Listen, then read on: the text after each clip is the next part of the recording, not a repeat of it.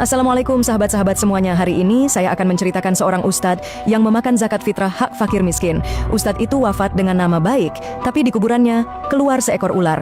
Ia dihormati sebagai ustadz, dipercaya memegang zakat dan dipanggil orang saleh. Namun saat ia meninggal, tanah menolak diam. Karena ada hak fakir miskin yang ikut dikuburkan bersamanya. Saat kuburan itu dibuka oleh retakan tanah, bukan bau busuk yang keluar, melainkan seekor ular besar dari dada seorang ustadz. Dan sejak malam itu, warga desa sadar, azab tidak selalu menunggu di akhirat.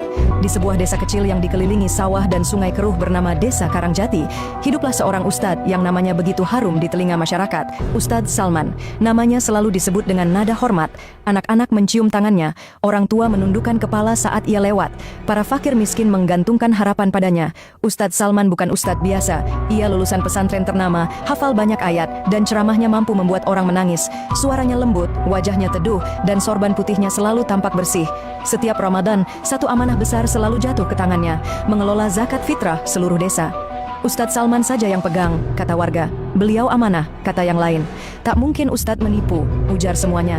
Dan Ustadz Salman hanya tersenyum, senyum yang tak seorang pun tahu menyimpan apa di baliknya. Ramadan yang penuh kepercayaan. Malam-malam Ramadan di Desa Karangjati selalu hidup. Takbiran, tadarus, dan antrian panjang warga yang membawa beras zakat. Beras demi beras ditumpuk rapi di rumah Ustadz. Karung-karung putih memenuhi gudang belakang. Ini amanah Ustadz, kata seorang janda tua sambil menyerahkan zakat terakhir miliknya. Ustadz Salman mengangguk pelan, insya Allah sampai ke yang berhak. Namun malam itu, saat rumah telah sepi dan suara jangkrik menggantikan takbir, Ustadz Salman duduk sendirian di depan tumpukan zakat. Matanya menatap karung-karung itu lama, banyak sekali. Gumamnya, di dalam hatinya sesuatu bergerak. Bukan iman, bukan amanah, tapi nafsu yang pelan-pelan berbisik. Awal dosa yang tak terlihat awalnya, hanya satu karung. Untuk sementara, katanya pada diri sendiri, nanti aku ganti. Karung itu dijual diam-diam. Uangnya dipakai memperbaiki rumah, membeli barang-barang yang selama ini ia inginkan. Tak ada yang tahu, tak ada yang curiga. Dan setan pun tersenyum, karena dosa yang dibiarkan akan selalu meminta lebih. Hari Idul Fitri akhirnya tiba di Desa Karangjati. Takbir berkumandang sejak malam. Anak-anak berlarian memakai baju baru. Wajah mereka penuh tawa. Namun di balik gemuruh kebahagiaan itu, ada sudut-sudut desa yang sunyi dan lapar. Di gubuk reot dekat sungai, seorang nenek bernama Mak Sari duduk memeluk perutnya yang kosong. Sejak 2 hari lalu, ia menunggu zakat fitrah yang dijanjikan. Biasanya sebelum subuh sudah datang, gumamnya lirih. Namun subuh itu berlalu, pagi berlalu, siang menjelang. Tak ada siapa-siapa. Fakir miskin yang bertanya dalam diam. Bukan hanya Mak Sari. Di rumah bambu lain, seorang buruh tani pincang bernama Pak Rujak hanya bisa menatap anaknya yang demam. Katanya zakat dibagikan lewat Ustadz, ucap istrinya pelan. Pak Rujak mengangguk meski hatinya mulai gelisah. Ustadz Salman, orang yang selalu bicara tentang keadilan, tak mungkin lupa pikirnya. Namun hari itu berakhir tanpa beras zakat. Malam Idul Fitri terasa pahit bagi mereka yang tak memiliki apa-apa selain harapan. Ceramah yang berbalik arah di masjid desa. Ustadz Salman berdiri di mimbar. Sorban putihnya rapi, suaranya lantang dan penuh wibawa. Zakat adalah penyuci harta, katanya. Barang siapa memakan hak orang lain, maka ia memakan api neraka. Kata-kata itu meluncur mulus dari bibirnya. Tak satu pun jamaah tahu bahwa kata-kata itu seolah sedang menertawakan dirinya sendiri. Beberapa jamaah menangis, beberapa mengangguk setuju. Ustadz Salman pun menutup ceramah dengan doa panjang. Tapi di dadanya, jantungnya berdetak tak beraturan. Kebiasaan yang menjadi ketagihan malam harinya. Di rumahnya sendiri, Ustadz Salman membuka peti kayu di sudut kamar. Di dalamnya, uang zakat yang belum dibagikan.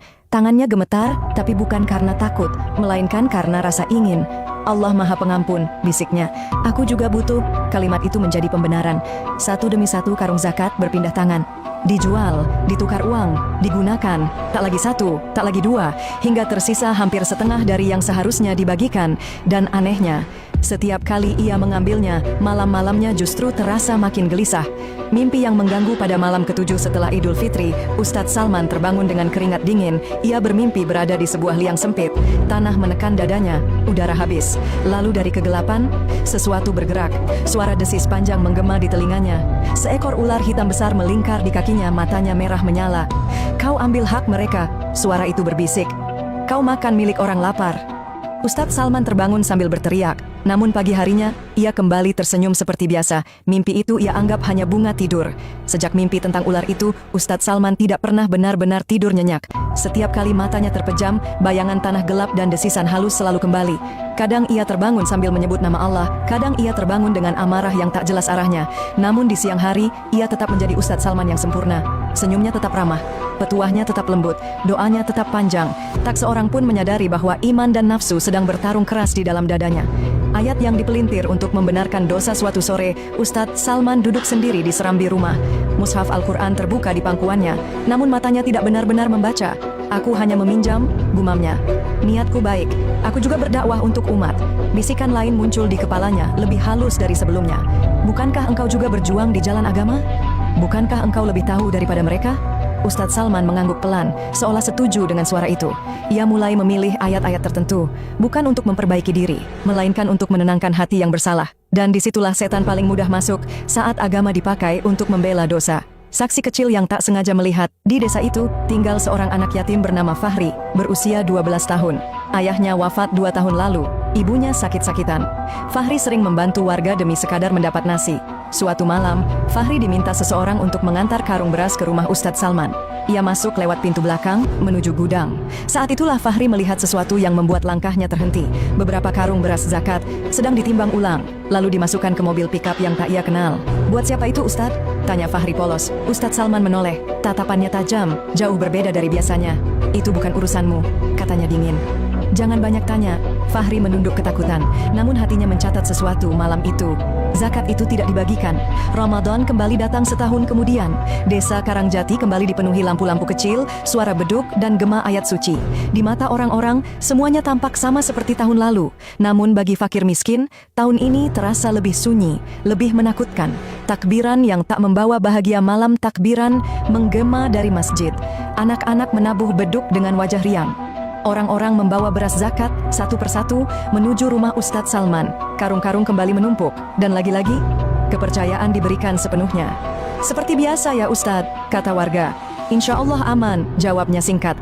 Namun di gubuk bambu dekat sungai, Mak Sari duduk memeluk lututnya. Tahun lalu ia tak mendapat zakat, tahun ini ia tetap berharap. "Allah tidak mungkin lupa," bisiknya sambil menatap langit. Tangisan yang tak pernah sampai ke mimbar malam makin larut. Takbir makin sayup. Satu persatu fakir miskin menunggu. Tak ada yang datang. Di rumah Pak Rujak, anaknya menangis kelaparan. Istrinya hanya bisa menahan air mata. "Kita salah apa?" lirihnya. Tak ada jawaban. Yang ada hanya lapar dan doa yang dipanjatkan diam-diam. Fahri mulai bicara. Fahri kini tak lagi sekecil dulu. Matanya lebih tajam, hatinya lebih gelisah. Ia melihat karung zakat kembali dipindahkan diam-diam. Ia mencoba bicara pada seorang warga. "Pak, zakat itu tidak dibagikan. Saya lihat sendiri." Orang itu terkejut lalu tertawa kecil. "Jangan asal bicara, Ri. Itu Ustadz." Fahri mencoba pada yang lain. Jawabannya sama. Tak ada yang mau percaya pada anak yatim kecil, apalagi jika yang dituduh adalah tokoh agama. Malam itu Fahri menangis sendirian. Kalau semua diam, siapa yang Allah dengar? Gumamnya. Kebiasaan yang tak bisa dihentikan di rumahnya, Ustadz Salman membuka gudang zakat dengan perasaan campur aduk. Ia tahu ini salah, ia tahu ini dosa, namun tangannya tetap bergerak. Kali ini bukan hanya beras, uang zakat ia simpan untuk membeli tanah kecil di pinggir desa, atas nama sedekah pembangunan pesantren fiktif. "Ini demi dakwah," katanya pada diri sendiri. Bisikan itu kembali datang, lebih berani. Tak apa, mereka miskin sudah, biasa menderita. Dan untuk pertama kalinya, Ustadz Salman tidak merasa bersalah. Malam takbiran yang berbeda. Saat takbir mencapai puncaknya, hujan turun deras. Angin kencang membuat pintu-pintu rumah berderit. Di tengah hujan, Mak Sari tersungkur di depan gubuknya. Tubuh tuanya tak kuat lagi. Tetangga menemukannya keesokan pagi, dalam keadaan tak bernyawa. Di tangannya masih tergenggam karung kosong. Berita kematian Mak Sari menyebar cepat. Beberapa orang mulai berbisik. Tahun lalu juga dia tak dapat zakat. Tahun ini juga. Namun bisikan itu segera dipatahkan. Jangan suudzon pada Ustadz. Doa yang tak sampai ke langit. Di pemakaman Mak Sari, Ustadz Salman memimpin doa. Suaranya bergetar, entah karena sedih atau karena sesuatu yang lain. Saat tanah terakhir ditaburkan, ia merasakan dadanya sesak luar biasa. Di telinganya, desisan itu terdengar lagi. "Satu nyawa telah pergi, dan dosamu belum kau kembalikan." Ustadz Salman menoleh cepat. Tak ada siapa-siapa, namun keringat dingin mengalir di punggungnya. Hati yang mulai mengeras. Sejak kejadian itu, Ustadz Salman merasa tidak nyaman setiap melihat Fahri. Anak itu terlalu sering menatapnya, terlalu lama, seolah tahu sesuatu. Anak itu membawa sial, gumamnya suatu malam. Ia mulai menjauh dari fakir miskin. Tak lagi menanyakan keadaan mereka, tak lagi peduli. Hatinya perlahan mengeras, dan setiap hati yang mengeras akan semakin sulit menerima kebenaran. Tanda-tanda yang tak bisa disangkal malam Jumat berikutnya. Saat Ustadz Salman memimpin doa di masjid, jamaah dikejutkan oleh sesuatu. Ustadz Salman tiba-tiba berhenti berbicara. Wajahnya pucat, tangannya gemetar. Ia memegangi dadanya dan terjatuh. Dalam setengah sadar, ia mendengar suara desis lagi, lebih dekat dari sebelumnya. "Kau belum bertobat?" Ia pingsan di hadapan jamaah. Warga panik. Namun saat sadar, Ustadz Salman kembali berkata, "Aku hanya kelelahan." Dan lagi-lagi, kebenaran ditunda. Sejak kematian Maksari, Ustadz Salman tidak pernah benar-benar sehat. Awalnya hanya keluhan ringan, perut terasa mual, kepala sering berkunang-kunang. Namun hari demi hari, rasa itu berubah menjadi sesuatu yang lebih mengerikan. Makanan yang tak mau masuk. Setiap kali Ustadz Salman makan, tubuhnya bereaksi aneh. Nasi terasa pahit, air putih terasa seperti lumpur. Daging yang ia telan selalu kembali keluar. Keracunan? Tanya istrinya khawatir. Ustadz Salman menggeleng. Ia sendiri tak tahu. Yang ia tahu, setiap kali perutnya melilit, bayangan karung zakat selalu muncul di kepalanya. Rasa bergerak di dalam perut. Suatu malam ia terbangun dengan jeritan tertahan. Perutnya terasa seperti ada sesuatu yang bergerak di dalamnya. Bukan nyeri biasa, tapi seperti lilitan. Ia memegangi perutnya, tubuhnya gemetar. "Ya Allah," bisiknya panik. Di telinganya, suara itu kembali datang. Lebih jelas, lebih dekat. "Yang kau makan, bukan milikmu. Sekarang ia hidup di dalam dirimu." Ustadz Salman menangis. Air mata jatuh tanpa suara. Namun anehnya, esok paginya, ia tetap pergi ke masjid dan berceramah seolah tak terjadi apa-apa. Ceramah tentang kejujuran Jumat itu, mimbar penuh jamaah. Ustadz Salman berdiri, wajahnya pucat tapi suaranya masih kuat. "Jangan pernah memakan hak orang lain," katanya lantang. "Karena dosa itu akan kembali kepada pelakunya." Beberapa jamaah terdiam. Ada yang tersentak oleh kalimat itu. Namun tak satu pun tahu. Kalimat itu seperti pisau yang menusuk dirinya sendiri. Di tengah ceramah, ia tiba-tiba berhenti. Keringat bercucuran. Tangannya gemetar hebat. Ia memuntahkan sesuatu di depan jamaah. Bukan darah, bukan makanan. Hanya cairan hitam pekat, berbau busuk. Masjid gempar. Pengobatan yang tak menemukan jawaban Ustadz Salman dibawa ke rumah sakit kota. Dokter memeriksa dari ujung kepala hingga kaki. Hasilnya normal, kata dokter bingung. Tidak ada penyakit jelas. Namun setiap malam, rasa sakit itu kembali. Bahkan semakin parah, ia mulai takut tidur, takut menutup mata. Karena setiap kali ia tertidur, mimpi itu kembali. Mimpi kubur yang semakin nyata. Dalam mimpinya, Ustadz Salman melihat dirinya sendiri terbaring di dalam liang kubur. Tanah menutup wajahnya, nafasnya sesak. Lalu dari dada dan perutnya, tanah bergerak. Seekor ular besar keluar perlahan. Tubuhnya hitam, sisiknya basah oleh tanah. Ular itu membuka mulutnya tepat di depan wajah Ustadz Salman. "Aku tumbuh dari hak yang kau makan." Ia terbangun dengan teriakan panjang. Fahri datang membawa kebenaran suatu sore. Fahri memberanikan diri datang ke rumah Ustadz Salman. Ia melihat Ustadz itu kini tampak berbeda. Kurus, matanya cekung, senyumnya hilang. "Ustadz," kata Fahri pelan, "kalau zakat itu dikembalikan, apakah Allah masih mau mengampuni?" Pertanyaan itu membuat Ustadz Salman terdiam lama. Untuk pertama kalinya, tak ada jawaban keluar dari mulutnya. Karena jauh di lubuk hatinya, ia tahu jawabannya. Namun lisannya tetap diam. Hari-hari Ustadz Salman kini berjalan lambat, seolah waktu sendiri enggan bergerak. Tubuhnya semakin lemah, langkahnya goyah, suaranya tak lagi sekuat dulu. Namun anehnya, ia masih hidup. Dokter tak menemukan penyakit, tabib tak menemukan sebab. Doa-doa ruqyah tak memberi perubahan. Seolah ada sesuatu yang menahannya, bukan untuk sembuh, tapi untuk menunggu keputusan terakhir dari hatinya sendiri. Malam yang penuh kesadaran suatu malam, hujan turun pelan. Rumah Ustadz Salman sunyi, istrinya tertidur kelelahan, anak-anaknya sudah lama memejamkan mata. Ustadz Salman duduk di sajadah. Tangannya gemetar hebat. Untuk pertama kalinya setelah bertahun-tahun, ia tidak membaca doa panjang. Ia hanya terdiam, lama, sangat lama. Lalu air matanya jatuh. "Aku salah, ya Allah," suaranya pecah. "Aku makan hak orang lapar. Aku bicara tentang surga, tapi jalanku ke neraka." Tangisnya semakin keras, dadanya sesak. Untuk sesaat, desisan itu menghilang. Dan di momen itulah, Allah memberinya satu celah terakhir. Harta yang membakar tangan Ustadz Salman membuka peti kayu. Uang zakat itu masih ada, banyak. Tangannya memegangnya, lalu menarik kembali seperti tersengat api. "Kalau aku kembalikan," gumamnya, "nama baikku hancur, keluargaku malu." Bisikan itu datang lagi, lebih keras, lebih kejam. "Sudah terlambat, simpan saja, kau sudah sejauh ini." Ustadz Salman memejamkan mata. Ia tahu, ini bukan suara iman. Kesaksian terakhir Fahri subuh itu. Fahri datang lagi. Wajahnya pucat, matanya merah. "Ustadz," katanya lirih, "Maksari wafat sambil menunggu zakat." Kalimat itu menghantam seperti petir. Ustadz Salman terhuyung, tangannya mencengkeram dinding. "Kenapa kau bilang sekarang?" Suaranya parau. "Karena mungkin ini terakhir kalinya," jawab Fahri jujur. Untuk pertama kalinya Ustadz Salman memeluk anak yatim itu dan menangis. Kesempatan yang dilepaskan pagi itu, Ustadz Salman berniat keluar rumah. Ia ingin menemui warga. Ia ingin bicara. Ia ingin mengembalikan semuanya. Namun saat melangkah keluar, dadanya terasa seperti diremas dari dalam. Napasnya terputus, kakinya lemas. Ia jatuh di depan pintu rumah. Orang-orang berdatangan. Istrinya menjerit. Fahri berteriak meminta tolong. Di antara kesadarannya yang memudar, Ustadz Salman melihat satu hal terakhir. Seekor ular hitam kecil merayap keluar dari bayangan pintu. Ular itu menatapnya, lalu masuk kembali ke dalam kegelapan. Detik-detik terakhir di ranjang, napas Ustadz Salman tersengal. Matanya menatap langit-langit rumah, mulutnya bergerak pelan. Zakat, kembalikan. Namun suaranya terlalu lemah. Tak semua orang mendengar, tak semua orang paham. Dan saat azan zuhur berkumandang dari masjid, napas itu berhenti. Ustadz Salman wafat. Langit sore itu kelabu. Awan menggantung rendah seolah ikut berkabung. Jenazah Ustadz Salman dimandikan dengan khidmat. Air mengalir di tubuhnya yang kini kaku dan dingin. Wajahnya terlihat tenang. Terlalu tenang, seakan menyimpan sesuatu yang belum selesai. Beliau orang baik, bisik sebagian warga. Ustadz teladan, sahut yang lain. Tak ada yang berani bicara lebih jauh. Salat jenazah yang berat masjid penuh. Takbir salat jenazah menggema. Namun entah mengapa, beberapa orang merasakan hal aneh. Udara terasa pengap, dada terasa sesak. Seorang jamaah tua sempat berbisik, "Kenapa rasanya berat sekali hari ini?" Fahri berdiri di barisan belakang. Matanya tak lepas dari kain kafan putih. Di dalam hatinya ada ketakutan yang tak bisa ia jelaskan. Perjalanan ke pemakaman jenazah diusung menuju pemakaman desa yang terletak di ujung sawah. Angin sore bertiup dingin, membuat daun-daun pisang bergesek seperti bisikan. Saat rombongan melewati jembatan kecil dekat sungai, tiba-tiba tali pengikat keranda terlepas. Keranda miring, hampir jatuh, orang-orang panik. "Pegang, pegang!" Setelah berhasil disangga, suasana menjadi senyap. Tak ada yang tertawa, tak ada yang berani berkomentar. Karena dalam kepercayaan orang desa, keranda yang hampir jatuh bukanlah pertanda baik. Liang kubur yang menolak liang kubur sudah disiapkan. Namun saat penggali mencoba memperdalamnya, cangkul mereka membentur sesuatu. "Kelang, batu?" tanya seorang warga. Digali lagi. Tanah terasa keras padahal sebelumnya gembur. Beberapa kali cangkul terlempar dari tangan, seolah ada yang menolak digali lebih dalam. "Aneh," gumam penggali kubur. Akhirnya dengan susah payah liang kubur dianggap cukup. Saat jenazah diturunkan, jenazah Ustadz Salman perlahan diturunkan ke liang kubur. Begitu tubuhnya menyentuh dasar tanah, angin tiba-tiba berhenti. Suara alam mendadak sunyi. Seorang warga bersumpah melihat tanah di sisi liang bergerak perlahan, seperti ada sesuatu yang hidup di bawahnya. "Tutup saja cepat," kata yang lain dengan suara gemetar.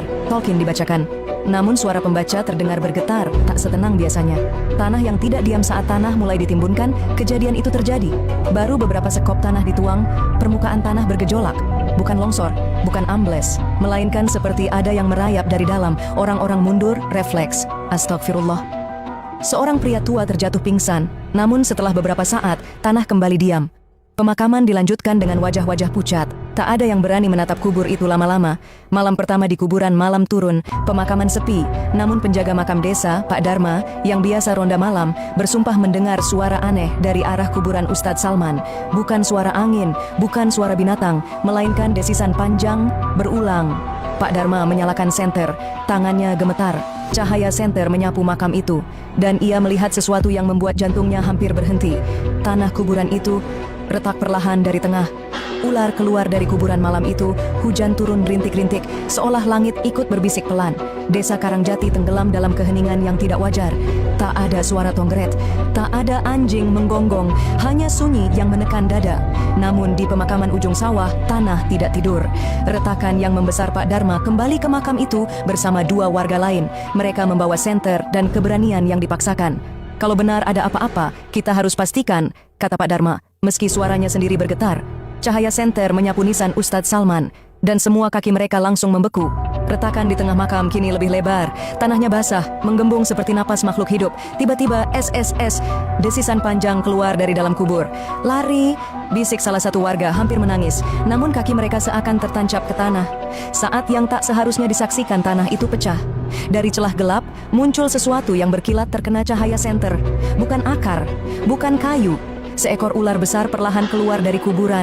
Tubuhnya hitam legam, sisiknya tebal dan basah oleh tanah kubur. Matanya merah redup, menatap tanpa berkedip. Ular itu keluar dari arah dada kuburan. 1 meter, 2 meter, 3 meter, panjangnya tak masuk akal.